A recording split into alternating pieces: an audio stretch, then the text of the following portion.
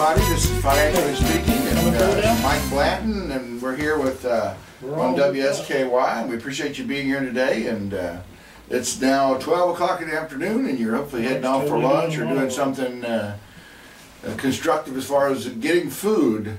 And so we're here with financial information, and the name of our company is Successful Financial Strategies, and we appreciate you listening today. And how you can get a hold of us, if you'd like to do that. Roger, you want to tell us a little bit? Oh, Roger was on the phone just a second ago. You want to tell them a little bit how they can get a hold of us and how to call into the show and do those kind of things? Sure, you can always give us a call here at the office, which is 693-9349.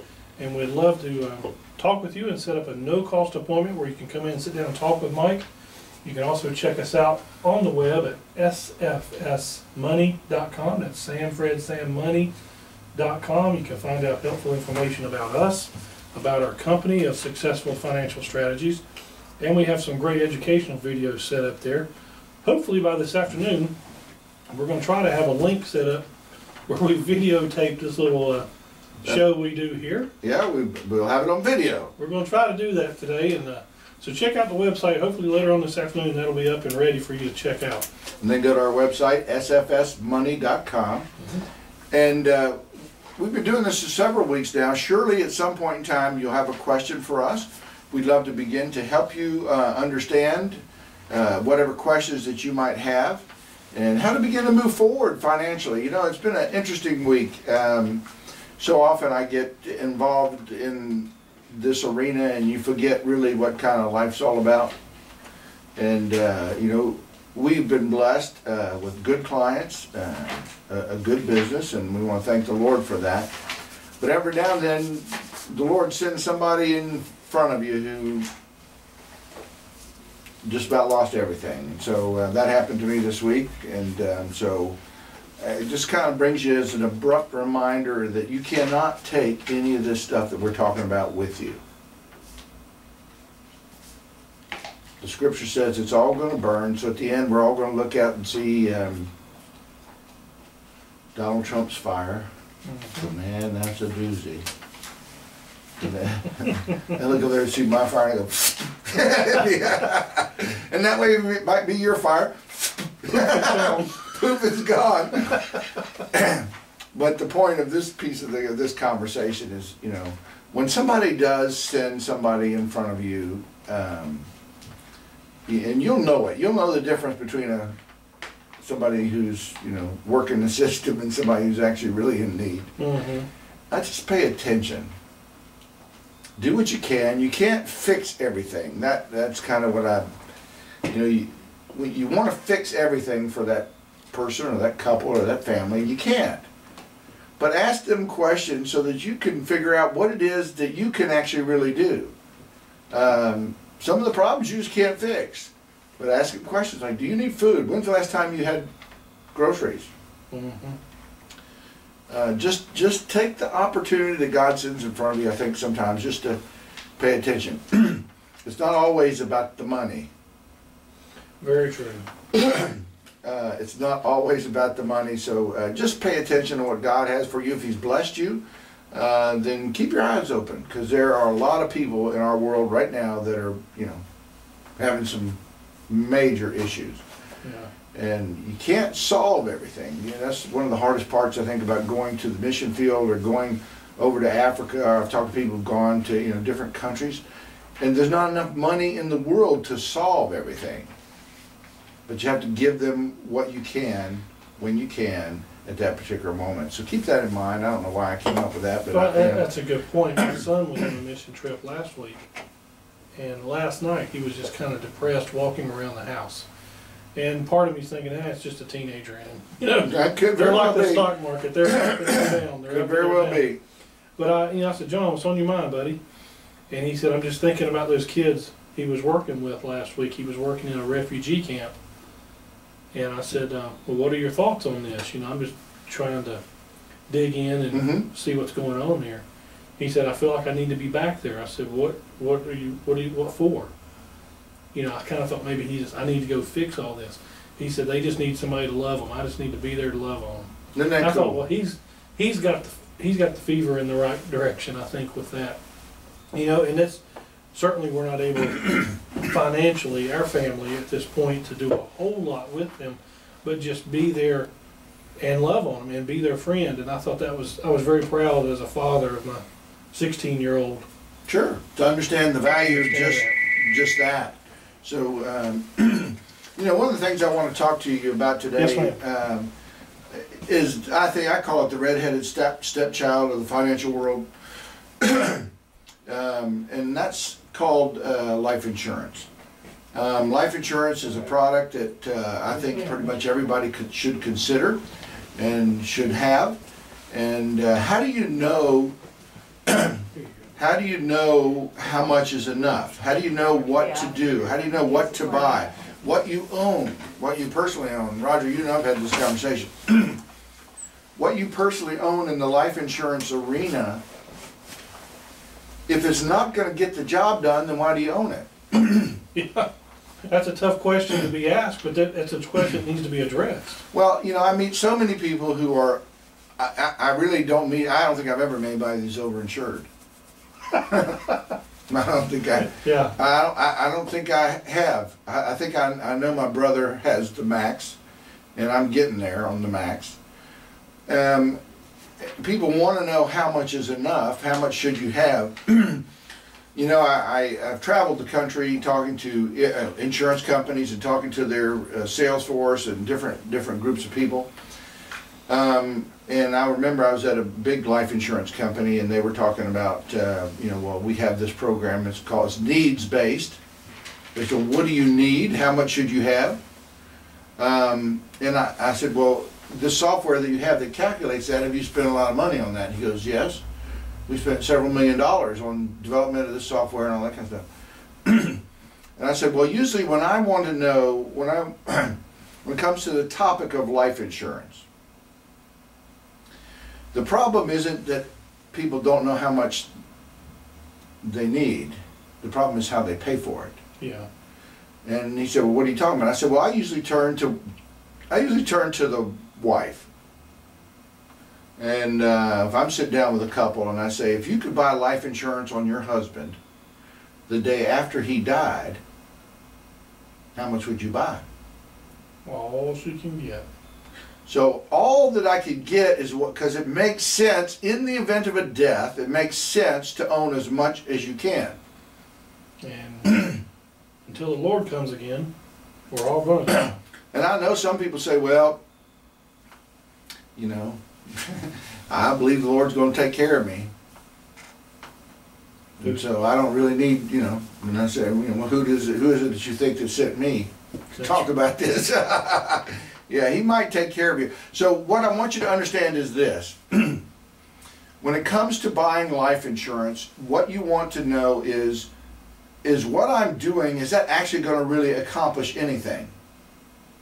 And if it is, that's great. If it's not going to accomplish, it's kind of like, you know, trying to jump the Grand Canyon with a motorcycle. If you're trying to take off on a moped, you know, you'll get X amount out, and then the bottom's going, you know, you'll feel the bottom. That's right.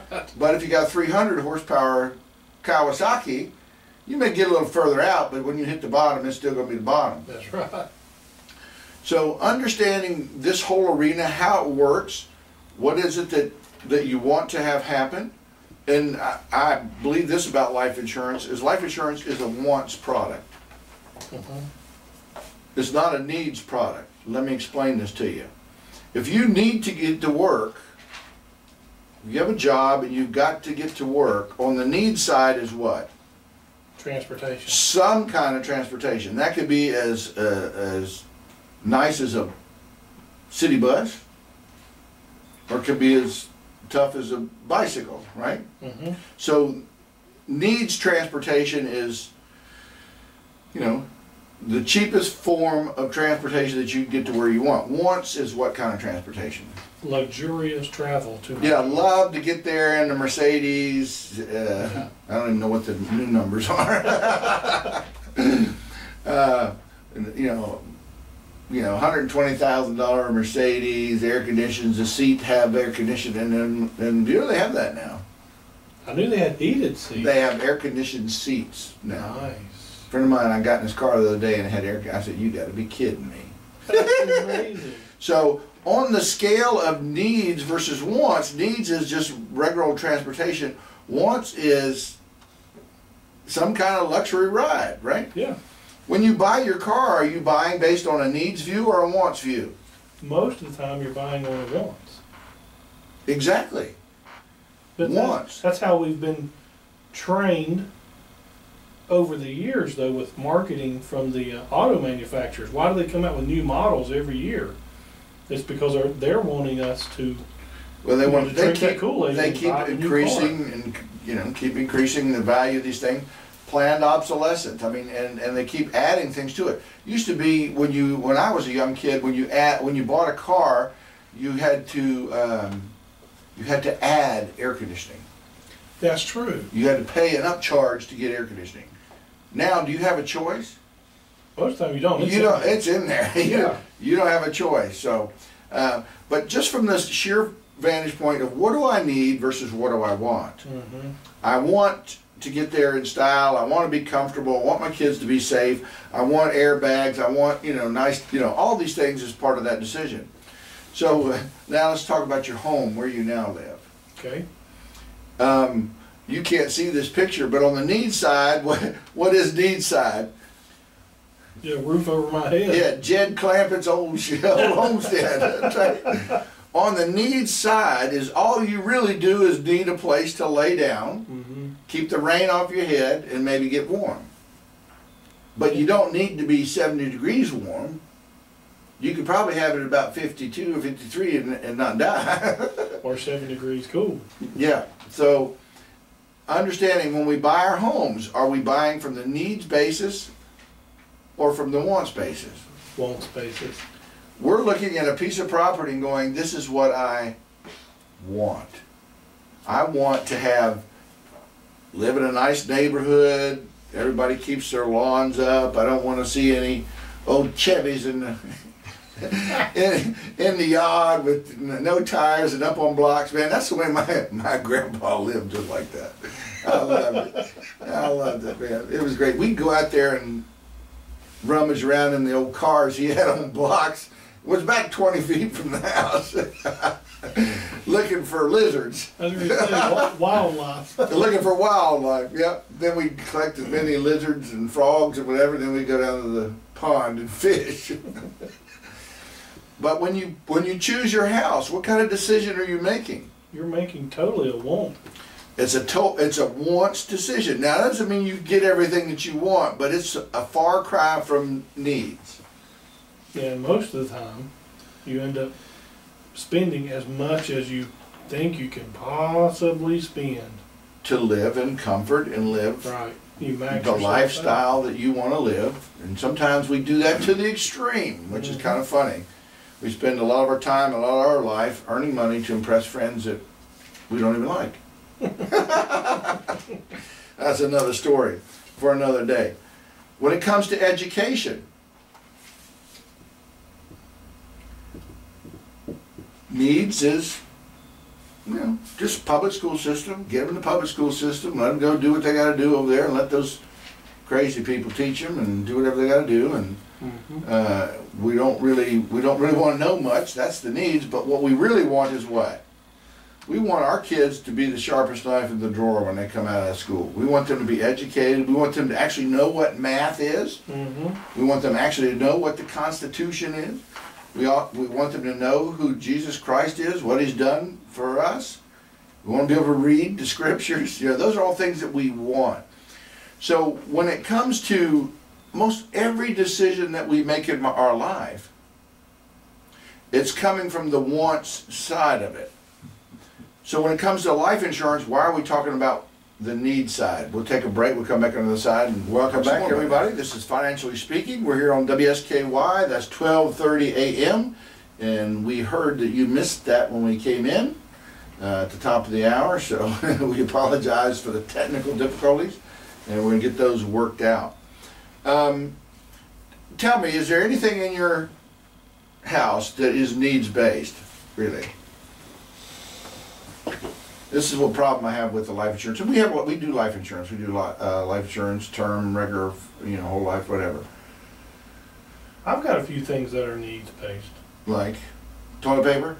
Yeah. That's needs based. You got to have that. But you could take that to the extreme though in your conversation. Yep. Do you have the generic John Wayne toilet paper? They're Charmin. Or do you have the high-end stuff? Right. So here's the point in all this. The question when it comes to owning life insurance, the first thing you've got to understand is what do you want to have happen in the event that your husband or your spouse is not there. Yeah. That's why you buy it. Make a list of all the things that you want to continue to happen. And most people say, well, I really would like for my family to live on, at least for a period of time, as they are right now, so that they're, it doesn't disrupt my kids' lifestyle, it doesn't disrupt my wife's lifestyle, and I want to pay off the mortgage, I want to pay this off and pay that off. So thinking about if you're going to buy this product we call life insurance, and I believe you should have it, quite frankly. I believe that you should have it. It's how you have it that you need to be paying attention to and why you have it. Yeah, that brings up a really good point. And I don't know exactly where you're going with this, but I don't either. We were meeting with a client I do. a couple weeks ago. Yep. And this dear sweet lady, her husband passed away last year. And luckily they had set some things up and had a good relationship with their financial advisor, Mike Blanton. And you were there to help her with this uncertain time with her life now. Right. And how she's going to be taken care of. There was a plan already in place. But what I found was interesting, this sweet woman had a life insurance policy that her parents had bought her back in the 40s. Right. And I think it was valued at $600, or it was. And still paying in it. And still paying in this. And it was such a small amount, but back then. That was a lot of money. It was a lot of money. That insurance policy was a lot of money. But this poor woman, now in her 60s, with this life insurance policy that her parents bought her, and it's not doing a thing. It's just a waste. Well, you want to make sure that you're getting value for what you're doing. It's all about the math. So when somebody needs to buy or wants to buy life insurance, we're trying to figure out what is the benefit and what is the cost for the benefit. And you don't buy something that has no real benefit to it.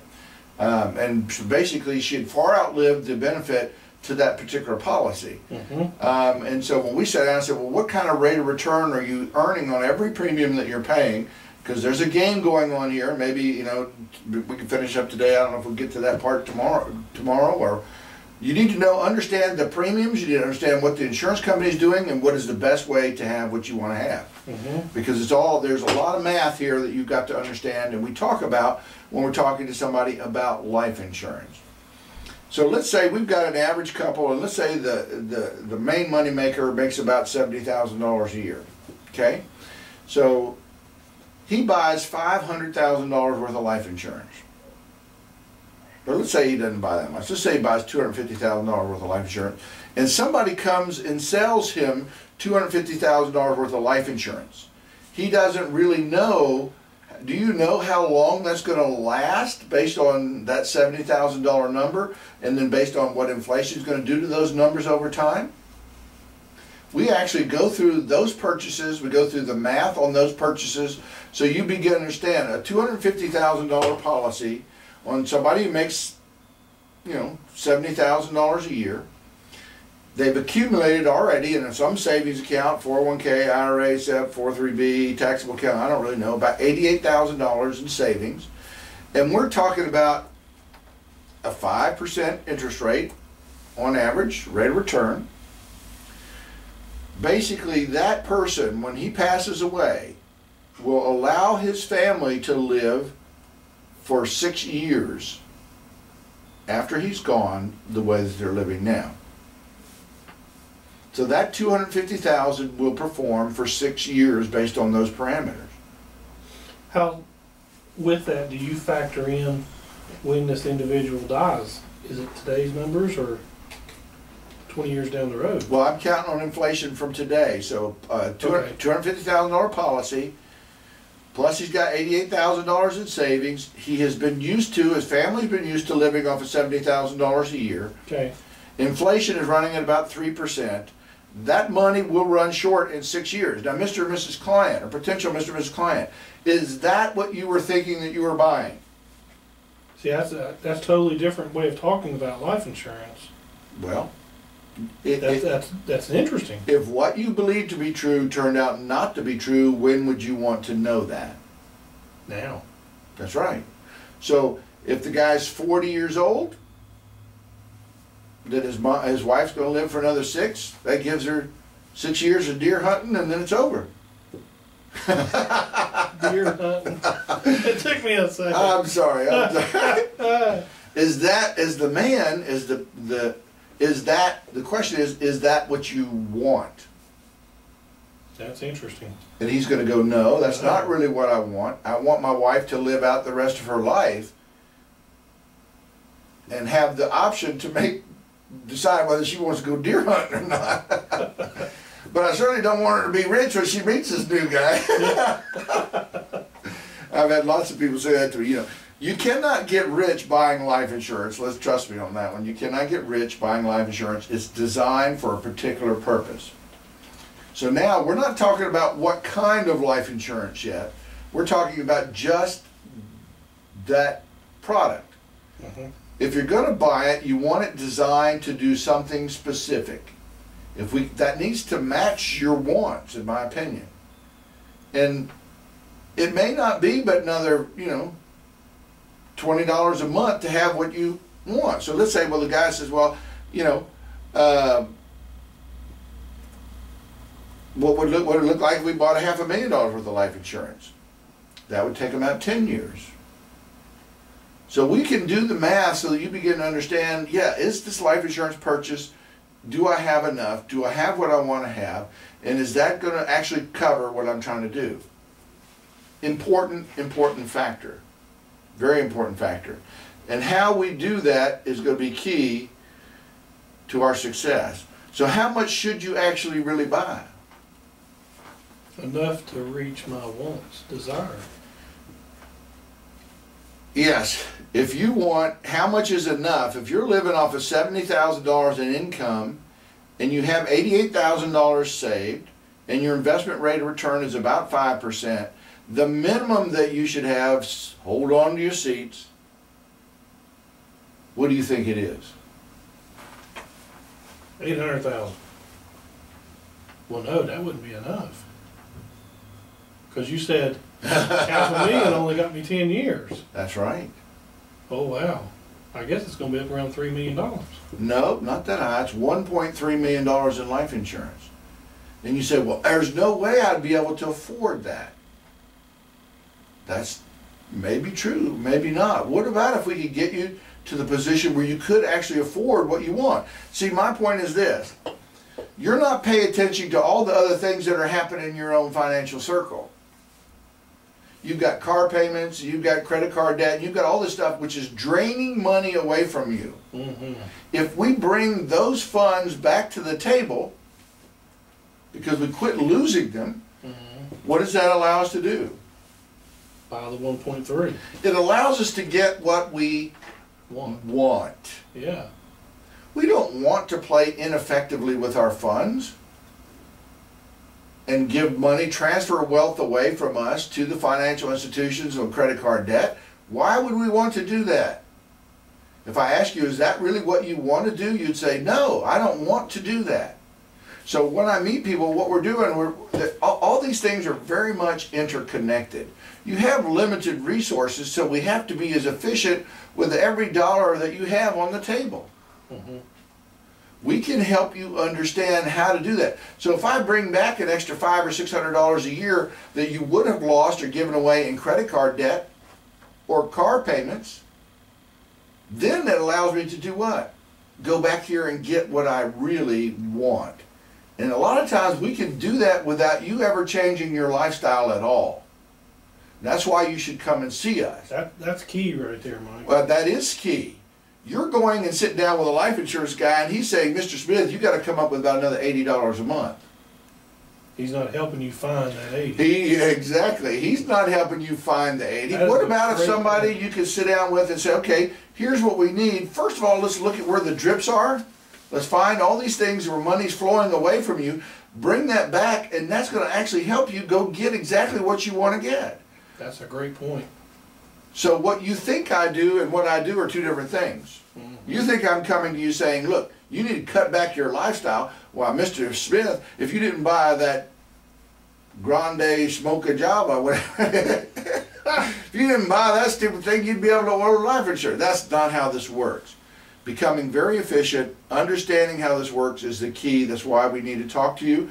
Call us 693-9349. Remember, it's your money, it's your life. Today you get it.